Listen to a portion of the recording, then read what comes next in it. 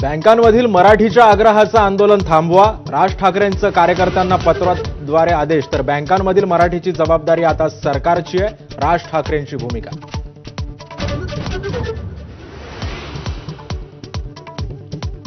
मराठीच्या आंदोलनाबाबत मंत्री उदय सामंतांनी केली राज ठाकरेंसोबत चर्चा. राज ठाकरेंच्या सूचना मुख्यमंत्री आणि उपमुख्यमंत्र्यांच्याही कानी घालणार.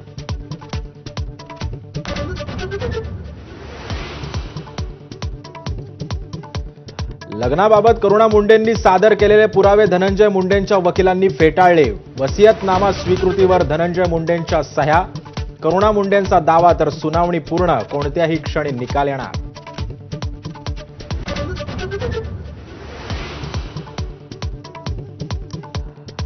आपल्याला प्रेमापाशात अडकवणाऱ्याला धनंजय मुंडे 20 कोटी रुपये देणार. करुणा मुंडेंच्या सुनावणीनंतर खळबळजनक आरोप. तर मला चित्रपटांची ऑफर असूनही मुंडेंसह राहण्याचा निर्णय, करुणा मुंडेंचा दावा.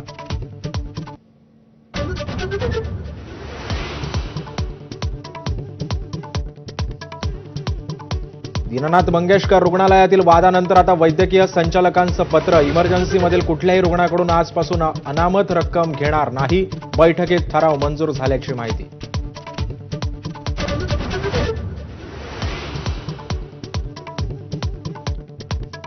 दीनानाथ मंगेशकर रुग्णालयानं 27 कोटींचा मिळकत कर थकवला. 6 वर्षात 1 रुपयाही कर भरला नाही.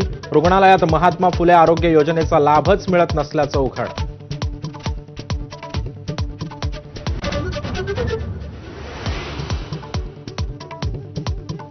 मंगेशकर रुग्णालयाच्या कथित हलगर्जीपणाबाबतचा सरकारी अहवाल आज येण्याची शक्यता. भिसे कुटुंबीय आज मुख्यमंत्र्यांची घेणार भेट.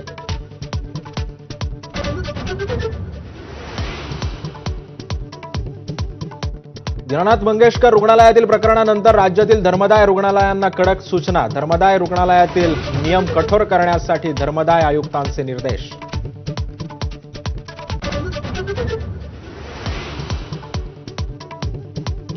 शेतकऱ्यांच्या कर्जमाफीवर कृषी मंत्र्यांचं वादग्रस्त वक्तव्य. विरोधी पक्षांची कोकाटेंवर कडाडून टीका.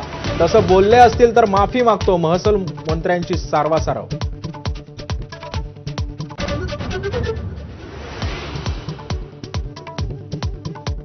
बुक माय शो कडून कुणाल कामराच्या शोचं प्रमोशन. तिकीट विक्री बंद. शिंदेंच्या शिवसेनेच्या पत्रानंतर बुक माय शोचं पाऊल.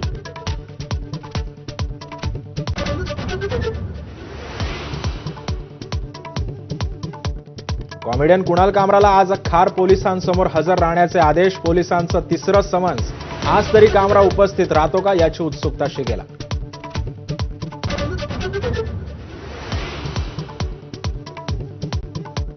सैफ अली खानच्या घरी आरोपी शरीफुलच्या हाताचे ठसे. पोलिसांची कोर्टात माहिती. आरोपीला जामीन दिल्यास बांगलादेशात पळून जाईल. पोलिसांचा कोर्टात दावा.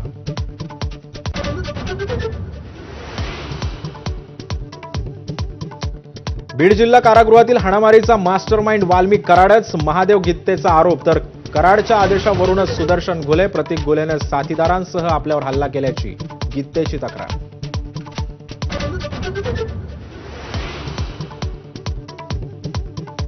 सहाय्यक पोलीस निरीक्षक अश्विनी बिद्रेज हत्या प्रकरणी मुख्य आरोपी अभय कुरुंदकरसह दोघी दोषी. राजेश पाटीलची मात्र निर्दोष मुक्तता. 11 एप्रिलला शिक्षेची सुनावणी.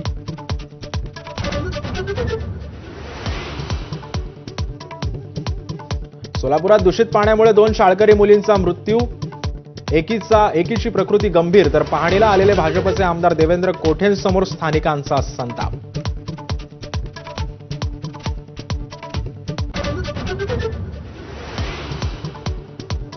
नागपूर हिंसाचारानंतर रामनवमीच्या पार्श्वभूमीवर पोलीस अलर्ट मोडवर. 2000 पोलिसांचा फौजफाटा तैनात. तर ड्रोनद्वारे शोभायात्रेवर ठेवणार नजर.